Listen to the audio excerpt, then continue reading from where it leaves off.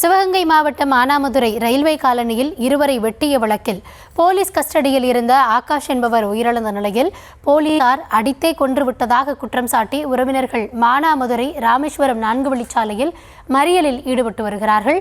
இதனால் அந்த பகுதி முழுவதும் போக்குவரத்தும் பாதிக்கப்பட்டிருப்பதாக கூறப்படுகிறது. கள தகவல்களோடு செய்தியாளர் மகேஸ்வரன் இணைந்திருக்கிறார். மகேஸ்வரன், கள சூழல் என்னவாக உள்ளது? விவரங்களை வழங்கலாம்.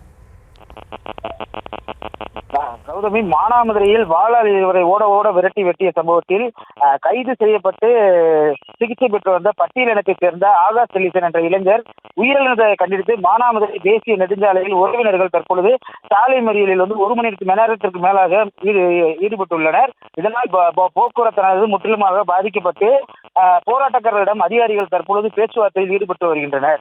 சிவகங்கை மாவட்டம் மானாமதுரையில் கடந்த 6ஆம் தேதி இரு இளைஞர்களை அருவாள் மற்றும் பட்டாக்கத்தியால் தாக்கிய சம்பவத்தில் கிருஷ்ணராஜபுர பகுதியைச் சேர்ந்த ஆகாஷ் டெலிசன் மற்றும் குணா ஆகிய இருவர் கைது செய்யப்பட்டு, இதில் ஆகாஷ் டெலிசன் போலீசார் கைது செய்ய முயன்ற போது மேலப்பசலை மேம்பாலத்தில் இருந்து கீழே குதித்து எலும்பு முறிவு ஏற்பட்டதாக கூறப்படுகிறது. இந்த நிலையில் நீதிமன்ற காவலில் மதுரை அரசு மருத்துவமனையில் சிகிச்சை பெற்று வந்தார். இந்த நிலையில் திடீரென்று அதிகாரிகள் மூச்சு திணறல் எனது ஏற்பட்டு ஆகாஷ் டெலிசன் உயிரிழந்ததாக கூறப்படுகிறது. ஆனால் போலீசார் தாக்கியதால் தான் ஆகாஷ் டெலிசன் உயிரிழந்ததாக கூறி அவரது பெற்றோர்கள், உறவினர்கள் மற்றும் சமுதாய அமைப்பினர்கள் என 200க்கும் மேற்பட்டோர் மானாமதுரை வழிபடு முருகன் கோயில் அருகே மதுரை ராமேஸ்வரம் 4 வழி தேசிய நெடுஞ்சாலையில் சாலை மறியல் போராட்டத்தில் ஈடுபட்டு வருகின்றனர்.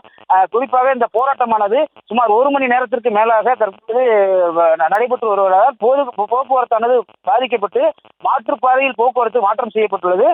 தகவல் அறிந்து வந்த மானாமதுரை வட்டாட்சியர் மற்றும் RTO துணை கண்காணிப்பாளர் தலைமையிலான போராட்டத்தில் ஈடுபட்டவர்களிடம் பேச்சுவார்த்தையில் ஈடுபட்டு வருகின்றனர்.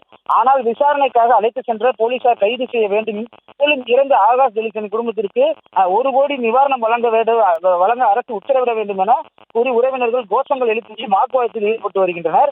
இதனால் சுமார் 50க்கும் மேற்பட்ட போலீசார் பகுதியில் குவிக்கப்பட்டு பரபரப்பான சூழலானது ஏற்பட்டுள்ளது.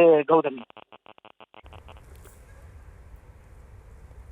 விவரங்களுக்கு நன்றி மகேஸ்வரன்.